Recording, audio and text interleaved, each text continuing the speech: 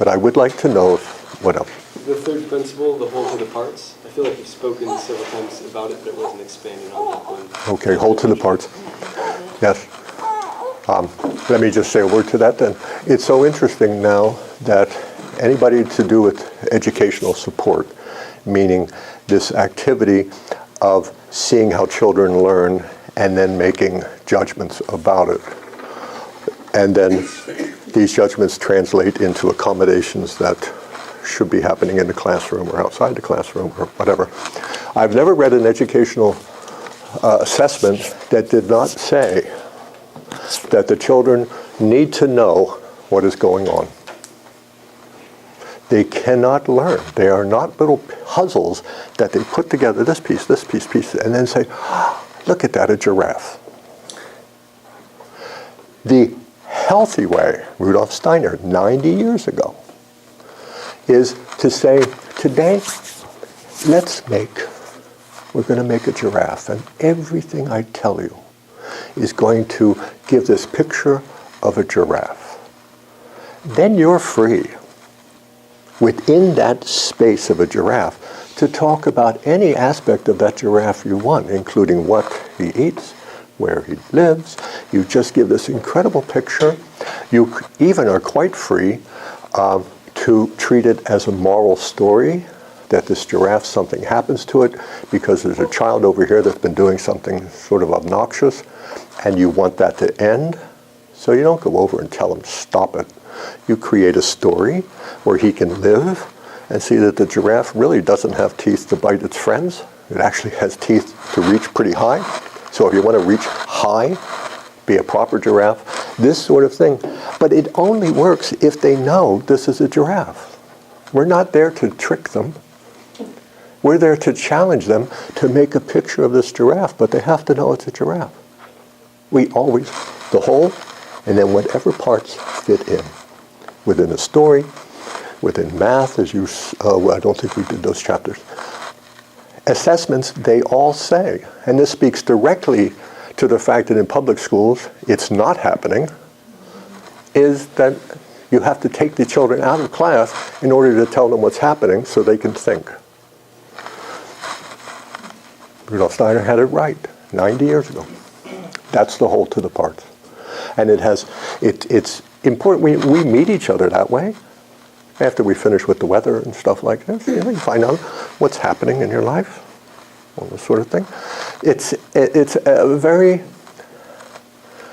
you're more at ease personally when you know what you're getting into. And in the classroom, they should know what they're getting into. So that, and we can talk about it some more, but it pervades the school from the whole to the parts. Yeah? Okay, anything else before we move on? No, okay, good. Let us now try and condense what Rudolf Steiner has said over these 6 or 7 lectures and in many other places.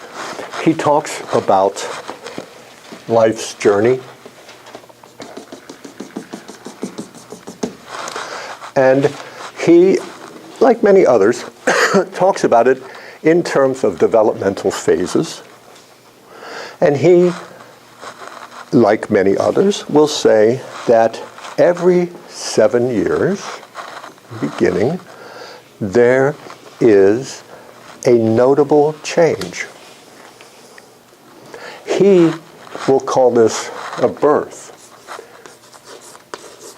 He will say that when a child is born, there's a certain amount of activity in that child and a certain amount of expectation that one would have with that child, and that we are not always children.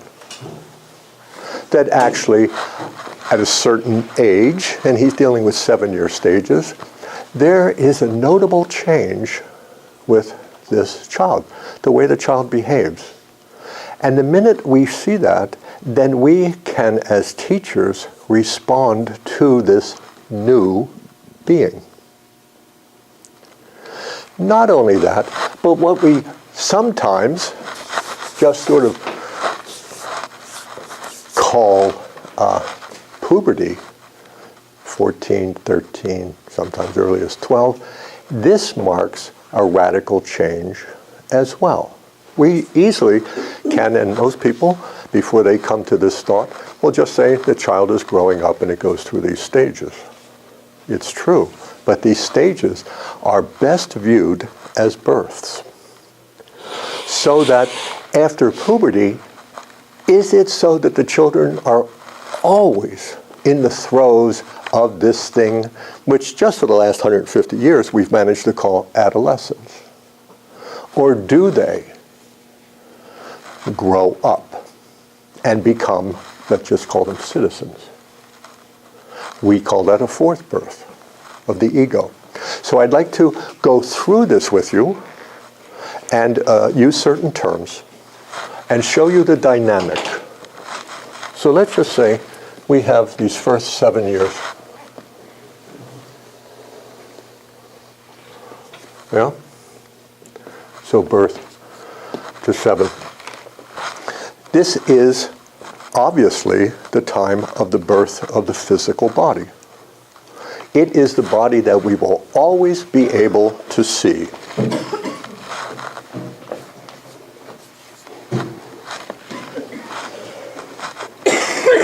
It is the body that allows us to plot changes in the growth of ourselves. A 1-year-old is nowhere near the same as a 5-year-old, or a 7-year-old, or a 6-year-old. We can, as many people can, see that there's certain incredibly important moments that for most children, they all go through it.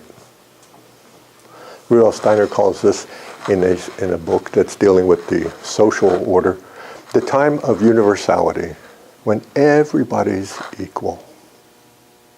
But then certain activities will start coming and we begin to individuate. But this is what we see. Let's just do it that way for a minute.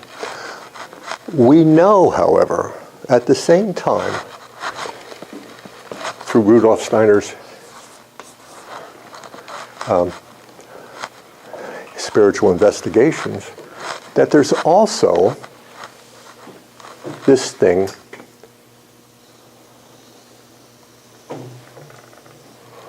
called an ether body. He calls it an ether body. He calls it a lot of different things. What is an ether body? An ether body, let's just call it a body of life. In Rudolf Steiner's statements, the physical body is that which we can say it is there. We can measure it, we can weigh it. But any aspect of life is an aspect of the etheric body.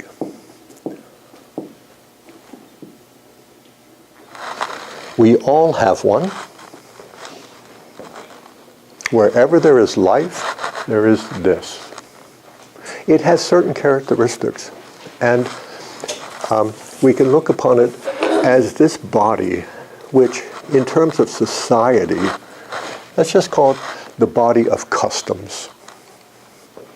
It's that which you have a society grows in a certain environment and certain things can happen.